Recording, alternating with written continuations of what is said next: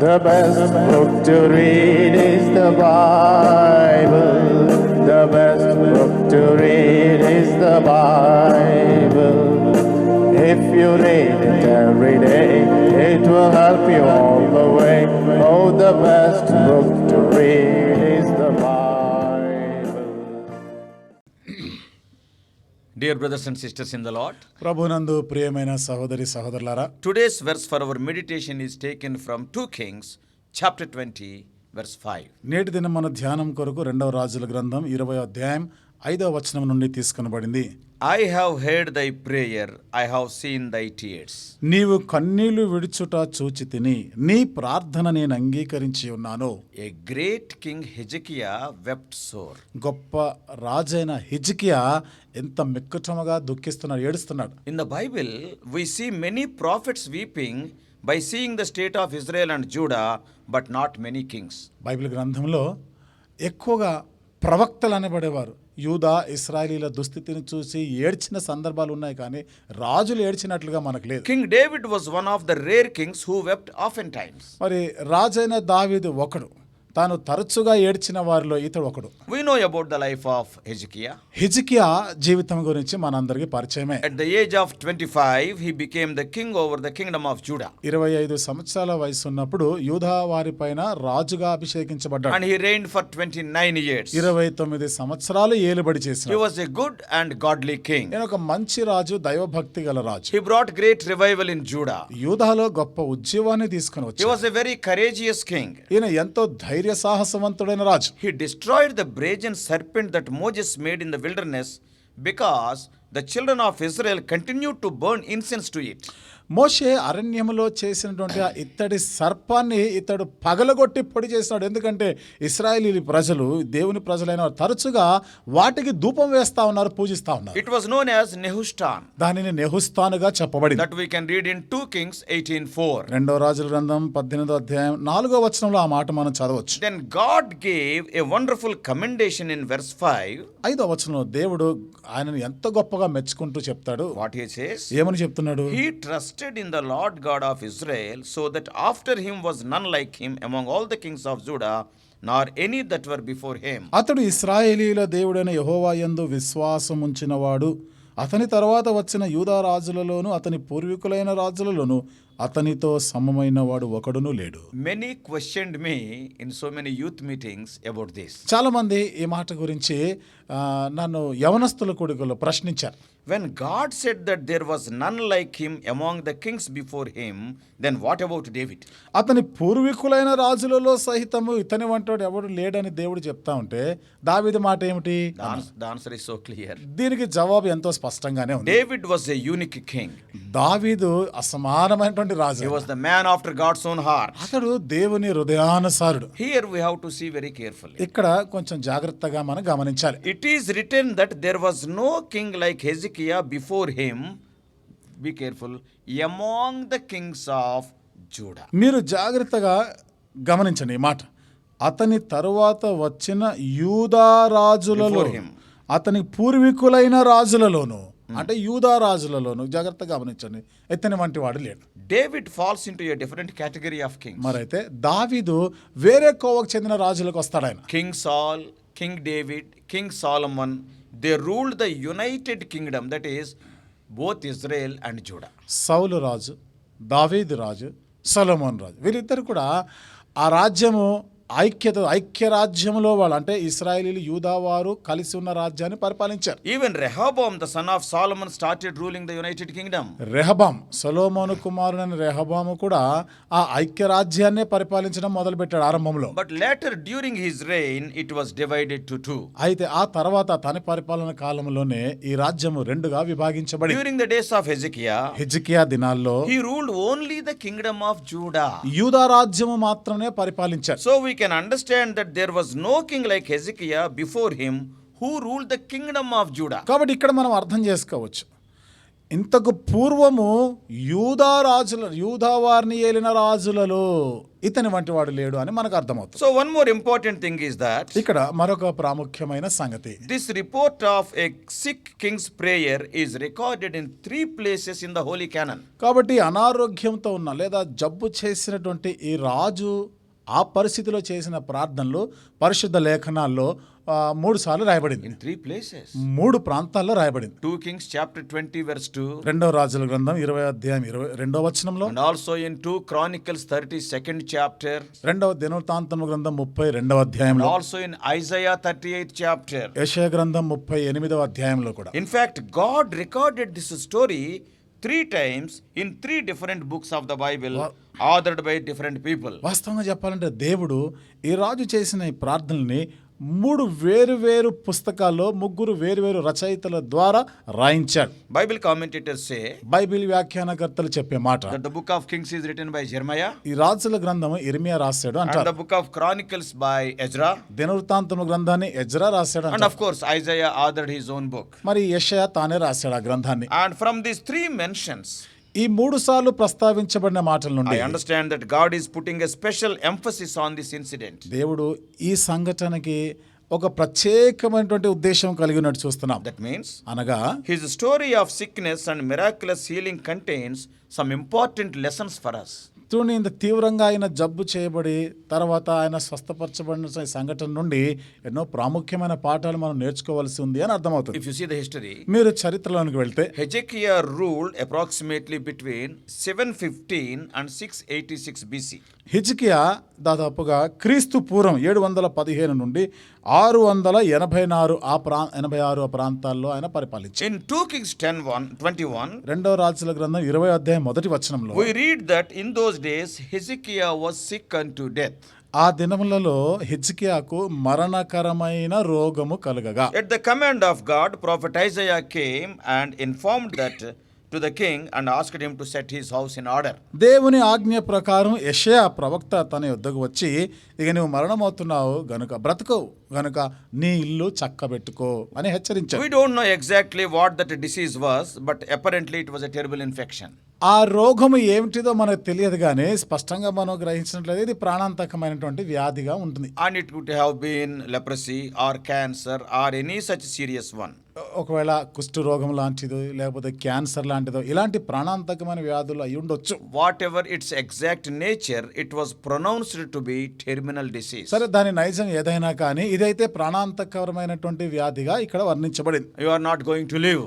నీవు ఇక బ్రతకవు. Because of the cordial terms between King Hezekiah and prophet Isaiah, మరి హిజ్కియా రాజుకిని యెషయా ప్రవక్తకి వారి ఇద్దరి మధ్య ఉన్నటువంటి చక్కని సత్సంబంధాన్ని బట్టి Isaiah could convey in no indirect means, but told him the true condition on his face. యెషయా వచ్చి ఏదో పరోక్షంగమైన రీతిలో కాదు కానీ నేరుగా సూటిగా ముఖం మీదనే ఉన్నట్టు చెప్పాడు. Now, ఇప్పుడు we can picturize Hezekiah as he heard this sad and stunning pronouncement. మరి ఈ హిజ్కియా ఇక్కడ ఎంతో విచారకరము దుఃఖకరమైనటువంటి ఈ మాట విన్న వ్యక్తి ఆయన ముఖం ఎలా ఉంది చూడండి. After his prophet friend Isaiah left, తన యొక్క స్నేహితుడైన ఈ ప్రవక్త అయిన యెషయా వెళ్ళిపోయిన he తర్వాత asked his attendant also to leave that room. ఇక తన గదిలో ఉన్న వారిని కూడా బయటికి వెళ్ళిపోమని ఆజ్ఞాపించాడు. Now, ఇప్పుడు this critically ill ruler was alone in his misery and sorrow. ఇప్పుడు ఎంతో తీవ్రమైనటువంటి ఈ రోగంతో ఉన్నటువంటి ఇతడు ఒంటరిగా ఒకడే గదిలో దుఃఖముఖుడై ఉన్నాడు. There was no pretense, there is no modesty. See, the tears were rolling, they began to roll at the time. ఇక్కడ ఇక నటించి దాచిపెట్టుకునేది అలాంటిది ఏమీ లేదు. ఇక తన కళ్ళంట నీళ్లు వస్తా ఉన్నాయి అంతే. Verse 2 says so. 2వ వచనంలో ఆ మాట రాయబడింది. Remember, prayer was not a new thing to Hezekiah. గుర్తుంచుకోండి, ప్రార్థన చేయుట అనేది హిజ్కియాకి కొత్తదేమీ కాదు. It was an integral part of his life. తన జీవితంలో అతను ఎప్పుడు నమ్మకంగా చేస్తున్నటువంటి పని ఇది. Earlier, when the Assyrian king Sennacherib threatened and blasphemed, we read what has happened.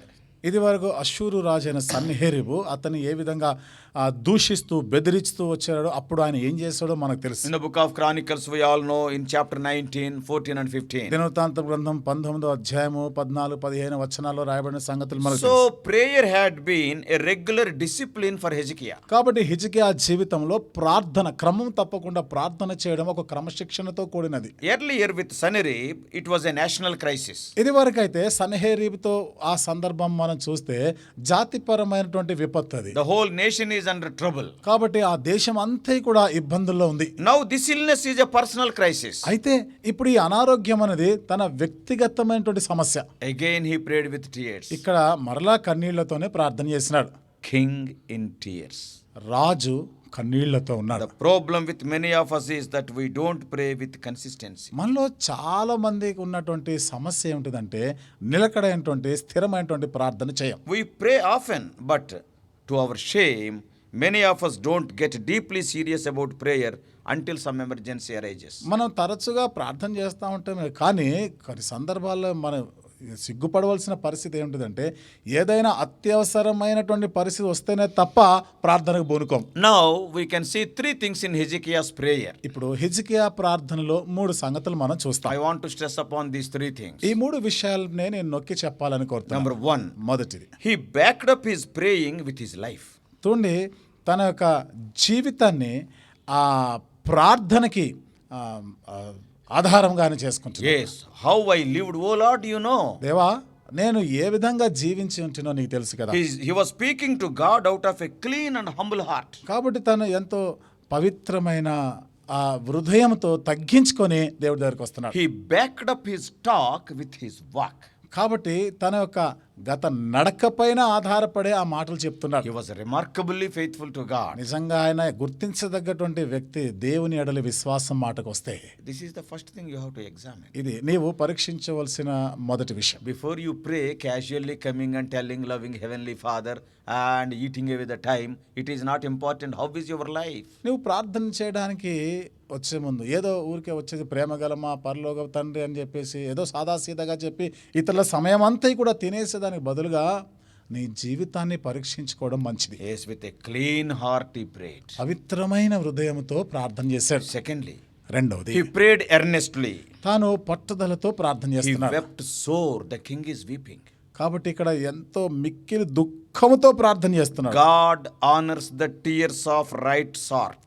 కాబట్టి దేవుడు ఒక సరి అయినటువంటి విషయంతో వెతుకుతూ చేసిన ప్రార్థనని ఆయన లక్ష్య పెట్టాడు. Tears that are prompted by a humble and broken heart, God will value them. కాబట్టి విరిగి నలిగిన హృదయంతో చేసినటువంటి ప్రార్థన ద్వారా వచ్చే కన్నీళ్ళకి దేవుడు విలువ The ఇస్తాడు. tears that are sincerely seeking God's face, God will honor them. యథార్థంగా దేవుణ్ణి వెతకాలి అనే కన్నీళ్లతో చేసే ప్రార్థనను దేవుడు లక్ష్య పెడతాడు. I want to put it like this. దీనిని ఈ విధంగా నేను చెప్పాలనుకుంటున్నాను. Tears are a language that God can understand. చూడండి దేవుడు అర్థం చేసుకోగలిగే భాషే ఈ కన్నీళ్ళు అంటే. God does not honor the dead, the dull and the listless chantings. కాబట్టి దేవుడు ఏదో మృతమైనటువంటి ఊరికే వ్యర్థంగా ఉచ్చారణ చేసేటువంటి ఆ పలుకులు ఆ ప్రార్థనలు కానీ అసలు విలువ ఇవ్వడు. He does not bless tired, worn out repetitions. కాబట్టి మనం ఊరికే ఏదో అలసటగా అలసిపోయి చేస్తున్నారు ఇష్టం ఉండి లేనట్టు చేసే ప్రార్థనలు ఆయన అస్సలు ఇష్టపడడు.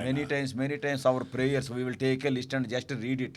God will not hear such prayers. అనేక పర్యాయాలు ఆ ప్రార్థన పట్టి ఒకటి తీసుకుంటాం ఏదో ఊరికే ప్రార్థన చేసేస్తా ఉంటాం. Even వినడు ఆయన. people are not interested to hear that prayer. ఎందుకు ఆ ప్రార్థన వినడానికి ప్రజలకే ఇష్టం లేదు. There must be some burden, that tears, that clean heart must be there, not simply chanting name after name. కాబట్టి మనకి శుద్ధమైనటువంటి మనసు హృదయం కన్నీళ్లతో భారభరితమైన హృదయంతో ఈ ప్రార్థన చేయగలిగి ఉండాలి. అంతేగాని ఏదో రాసి ఇచ్చినారు కదా ఊరికే చదవాలి కదా చేయాలి కదా అని చేస్తే కుదరదు. Some of our prayers, they show our eloquence and also our piousness. కొన్నిసార్లు మనం చేసే ప్రార్థనలు మనం ఎంత భక్తిపరులమో కనపరుచుకున్నట్లుగా మన భాష పలికే ఉచ్చారణ ఆ విధానాన్ని తెలియపరచేవారు. God does not regard such prayers. ఇలాంటి ప్రార్థనలని దేవుడు లక్ష్య పెట్టడు. A King Hezekiah wept sore, no words, weeping. హిజ్కియా రాజు మిక్కిలి దుఃఖ దుఃఖముతో ప్రార్థన చేస్తాడు. నోట మాట రావడం లేదు, కేవలం కన్నీళ్లు తప్ప. So firstly with a clean heart. మొదటిది శుద్ధమైన హృదయముతో And ప్రార్థన secondly చేయాలి. with the right burden. రెండవది సరైన భారంతో, భారభరితమైన హృదయంతో చేయాలి. And thirdly మూడవది he prayed with right motive. సరి అయినటువంటి ఉద్దేశంతో ప్రార్థన చేశాడు. Though it is not directly stated, but this is implied. ఇది నేరుగా అది చెప్పబడకపోయినప్పటికీ కూడా అది అక్కడ జరిగింది, అది వాస్తవం. అది From the answer he got, we can understand this. తాను పొందిన జవాబు నుండి ఇది మనకు అర్థమవుతుంది. If Hezekiah had prayed selfishly, he would not have received the answer that came. ఒకవేళ హెజ్కియా స్వార్థపూరితంగా గాని ప్రార్థన చేసి ఉండుంటే ఈ విధమైన జవాబు వచ్చి ఉండేది కాదు. That's what we read in James 4:3. అదే యాకోబు 4:3 చదువుతాం. So when we offer such prayers, God's answer is certain. ఆ విధంగా మనం ప్రార్థన చేసినప్పుడు దేవుడు ఖచ్చితంగా జవాబిస్తాడు. ఆయన జవాబు నిశ్చయం. The Lord performed a great wonder and suspended the natural law of the movement of the earth.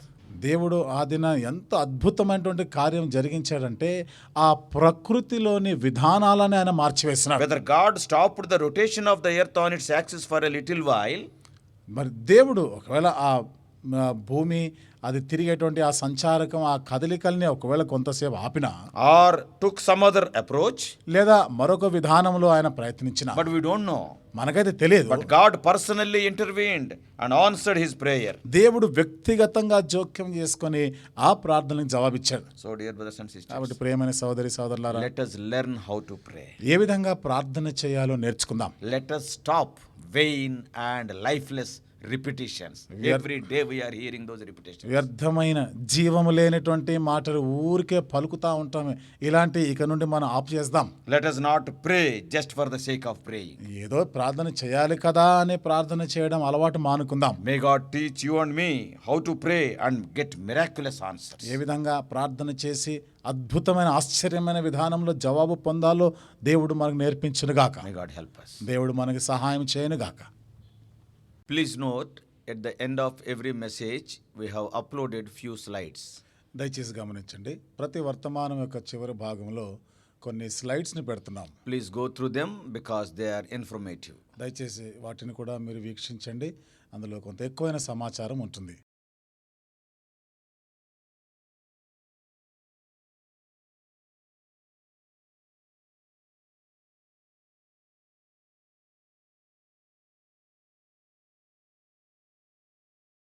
God bless you all.